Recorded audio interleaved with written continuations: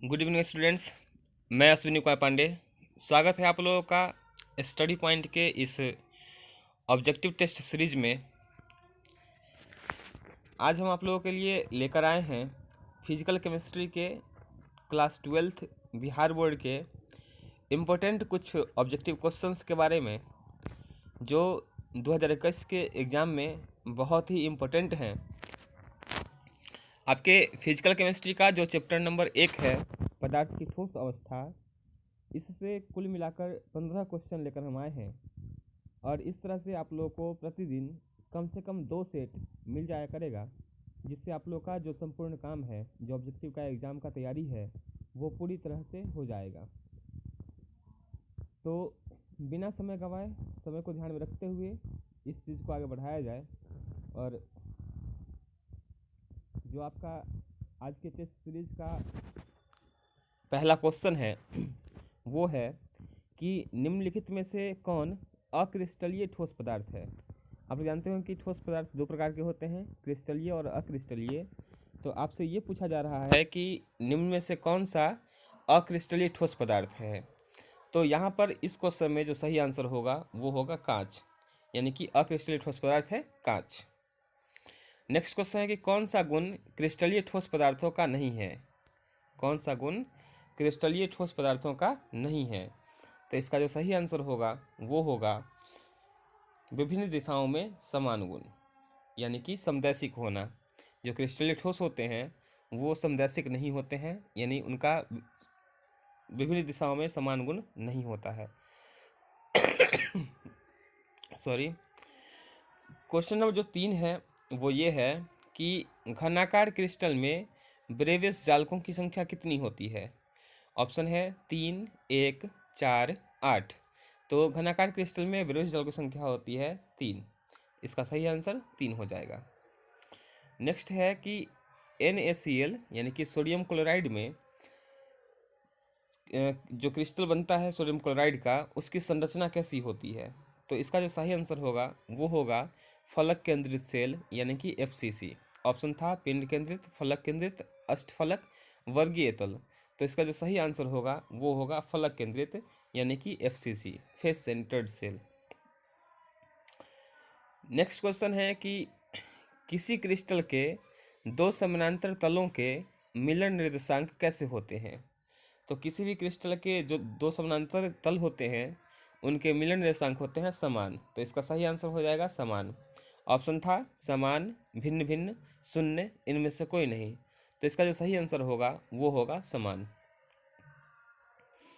Next question है कि मूल क्रिस्टल तंत्रों की संख्या कुल कितनी होती है। तो मूल क्रिस्टल तंत्रों की जो कुल संख्या होती है वो होती है 7, इकाई सेल के आधार पर। जैसा कि आप लोग जानते होंगे कि क्रिस्टल को इकाई सेल के आधार पर 7 भागों में बांटा गया है, जिसे हम क्रिस्टल तंत्र कहते हैं। और केमिकल बॉन्ड के आधार पर 4 भागों में बांटा गया है, जो है आयनिक क्रिस्टल, सहसंयोजक क्रिस्टल, धातुई क्रिस्टल और आणविक क्रिस्टल। तो यहाँ पर जो क्वेश्चन था वो था मूल क्रिस्टल तंत्रों की संख्या कितनी होती है, यानी कि इकाई सेल के आधार पर। तो इकाई सेल के आधार पर मूल क्रिस्टल तंत्रों की संख्या कुल 7 होती है, यानी इसका जो सही आंसर होगा वो होगा बी।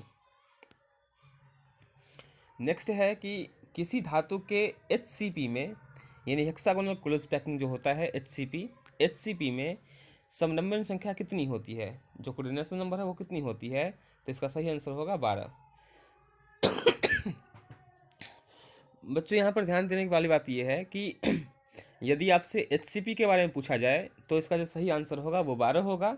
जबकि यही क्वेश्चन अगर आपसे पूछा जाता CCP के बारे में तो उसका सही आंसर 8 होता है। और ध्यान आपको क्या रखना है, यहाँ पर ध्यान रखना है कि इस वाले क्वेश्चन में ध्यान ये रखना है कि 2D जो पैकिंग होता है, 2 डायमेंशनल पैकिंग होता है, उसमें 2 टाइप था। एक था XXX और एक था XYX। तो XXX वाले पैकिंग में कोऑर्डिनेशन नंबर होता था कुल मिलाकर 4 और XYX में होता था 6। तो ध्यान ये रखिएगा कि XXX का सीधे 2 गुना हो जाता है, जो बनता है क्या क्या, CCP। XXX का सीधे 2 गुना होता है CCP, और XYX का सीधे 2 गुना हो जाता है तो वो बनता है SCP।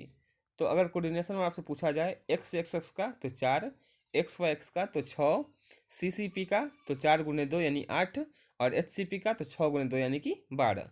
तो जो कोऑर्डिनेशन नंबर है, समन्वय संख्या है, उसमें कन्फ्यूजन नहीं होना है, ये इसका सही आंसर होगा। नेक्स्ट है कि किस प्रकार के क्रिस्टल में वेब्रेस जालकों की संख्या सबसे अधिक होती है? तो सबसे ऑप्शन है घनाकार, ट्राइक्लिनिक, ऑर्थोरॉम्बिक, टेट्रागोनल। तो सबसे अधिक संख्या में जो है वेब्रेस जालक होते हैं ऑर्थोरॉम्बिक में, यानी इसका आंसर सही हो जाएगा सी। नेक्स्ट क्वेश्चन है कि पिंड केंद्रित सेल यानी कि बॉडी सेंटर्ड सेल BCC में परमाणुओं की संख्या कितनी होती है? 2, 3, 4, 5। तो इसका जो सही आंसर होगा वो होगा 2।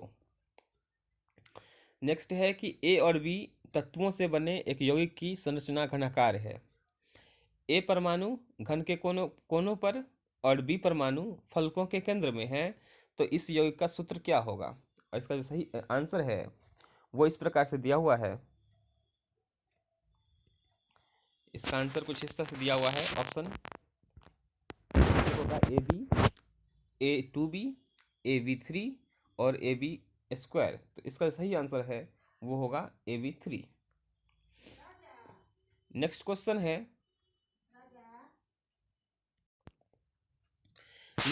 है कि घनाकार संरचना में पिंड केंद्रित इकाई सेल यानी कि बॉडी सेंटर्ड सेल में चतुष्फलक रिक्तियों की संख्या कितनी होती है? यानी कि घनाकार संरचना में क्यूबिक जो स्ट्रक्चर होता है उसमें BCC में चतुष्फलक रिक्तियों की संख्या कुल कितनी होती है? तो इसका सही आंसर होगा 8, यानी कि ऑप्शन ए। नेक्स्ट है कि ब्रैग का समीकरण क्या है? तो ब्रैग का जो सही समीकरण होता है वो होता है n lambda equal to 2d sin theta, यानी कि ऑप्शन बी। और बच्चों ध्यान रखिएगा कि यहीं पर अगर आपसे कोई पूछता है कि प्रथम कोटि के परावर्तन के लिए, तो यहाँ n का वैल्यू 1 डाल दिया जाएगा। सिमिलरली अगर आपसे कहा जाए द्वितीय कोटि के परावर्तन के लिए, तो n के जगह 2 डाल दिया जाएगा। यानी यहाँ n जो है वो पूर्णांक है जो कि कोटि से संबंधित है। नेक्स्ट है कि Na2O में सोडियम की उप सहसंयोजन संख्या कितनी होती है? तो इसका जो सही आंसर है वो है 4। ऑप्शन था 2, 4, 6, 8। तो इसका जो सही आंसर होगा वो होगा 4। और नेक्स्ट है कि धातु की तरह विद्युतीय गुण प्रदर्शित करने वाला ऑक्साइड कौन सा है? तो धातु की तरह जो विद्युतीय गुण प्रदर्शित करता है वो ऑक्साइड है SiO2, यानी कि ऑप्शन नंबर बी। इस सेट का जो लास्ट क्वेश्चन है वो ये है कि घनाकार सीमित पैकिंग यानी CCP में कोऑर्डिनेशन नंबर कितना होता है? तो अभी हमने बताया था कि x का 2 गुना कीजिएगा तो वो होता है CCP, और x का 2 गुना होता है HCP। तो यहाँ पर x यानी कि 4 वाले का 2 गुना, यानी कि सही आंसर इसका क्या हो जाएगा? 8 हो जाएगा, यानी कि ऑप्शन सी। अब कुछ बातें हैं जो आपको समझने हैं, ये इंपॉर्टेंट बात है, ध्यान रखिएगा इसको। देखिए, जो इकाई सेल होता है जो कि किसी क्रिस्टल का एक छोटा सा भाग है, वो 3 प्रकार का होता है: सरल इकाई सेल, पिंड केंद्रित सेल और फलक केंद्रित सेल। तो सरल इकाई सेल में परमाणुओं की संख्या 1 होती है, पिंड केंद्रित में 2 होती है और फलक केंद्रित में 4 होती है। अगर हम घन के किनारे और गोले की त्रिज्या में संबंध निकालें तो सरल इकाई सेल के लिए r बराबर होता है a/2, यानी कि गोले की त्रिज्या बराबर घन का किनारा बटा 2। BCC में होता है r बराबर √3/4a, और FCC में होता है r बराबर a/2√2। वहीं अगर हम पैकिंग की बात करें तो सरल इकाई सेल्स में कुल गोलों के कारण 52.36% जगह कवर होता है, और 100 में से माइनस करने के बाद जो आएगा वो उसमें रिक्तियाँ होती है। सिमिलरली पिंड केंद्रित सेल में 68.02% जगह कवर होता है और 31.98% जगह खाली रहता है, और फलक केंद्रित सेल में 74.06% जगह कवर रहता है और 25.94% जगह जो है वो खाली रहता है। तो ये रहा इस चैप्टर का जो मुख्य निचोड़ है वो।